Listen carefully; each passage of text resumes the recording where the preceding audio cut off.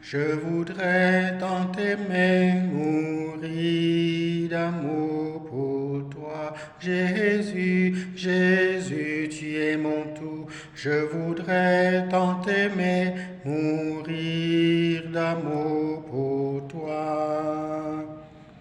Voici l'agneau de Dieu. C'est lui qui enlève les péchés du monde. Ces paroles de Jean-Baptiste, adressées à deux de ses disciples, résonnent au cœur de ce deuxième dimanche du temps ordinaire de l'année liturgique B.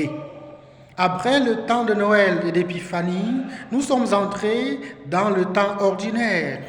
Et ce dimanche, nous pouvons l'appeler le dimanche de la vocation, le dimanche de l'appel. Jésus qui est maintenant baptisé, Jésus qui est consacré par le Père et par l'Esprit, commence sa mission, commence sa vie publique. Et il commence cette vie publique-là par la rencontre de trois disciples. Ainsi, nous comprenons que le point de départ de la vie publique de Jésus, c'est déjà la rencontre avec ceux qui deviendront plus tard ses apôtres, à savoir André, Jean et Simon-Pierre.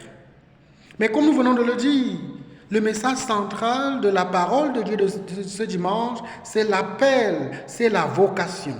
Dans les textes de ce jour, que ce soit la première lecture avec la vocation de Samuel, ou dans la deuxième lecture où Saint Paul nous parle du fait de nous décentrer de nous-mêmes pour nous tourner vers Dieu, parce que nous ne nous appartenons pas, parce que même notre corps appartient à Dieu, ces trois textes-là, c'est-à-dire première lecture, deuxième lecture et l'évangile, nous parlent de la vocation, de l'appel.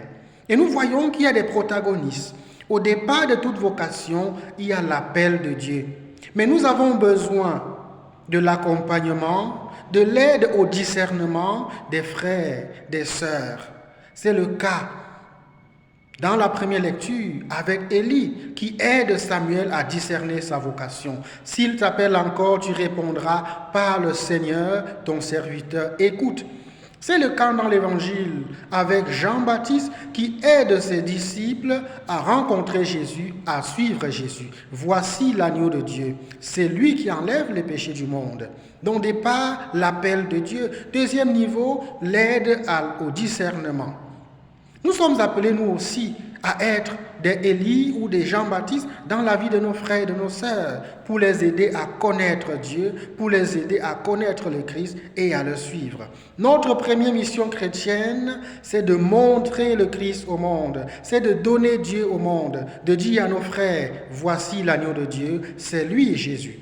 Et nous voyons, après cet appel et cette aide au discernement, les disciples suivent. Où demeures-tu, maître, rabbi, où demeures-tu? Et il reste avec Jésus. Et après avoir fait l'expérience, André revient chercher son frère Simon. Nous avons trouvé le Messie, c'est le Christ. Oui, tu as rencontré Jésus, aide ton frère aussi à le rencontrer. Jésus est là sur le chemin, il nous attend, il est sur le rivage, il nous attend, il nous pose la question, que cherchez-vous, que voulez-vous? Une seule chose, Seigneur, où demeures-tu? Et nous entendrons alors sa voix qui nous dira, venez et vous verrez. Venez et vous verrez. Le regard de Dieu est posé sur chacun de nous. Il nous connaît. Et ce regard est profond, qui découvre notre vocation profonde et nous aide à répondre positivement. Demandons au Seigneur la grâce de nous décentrer de nous-mêmes, de savoir que nous ne nous appartenons pas, nous appartenons à Dieu, qui nous aide à discerner notre vocation et à y répondre positivement. Que la bénédiction du Seigneur descende sur nous, au nom du Père et du Fils et du Saint-Esprit. Bon dimanche.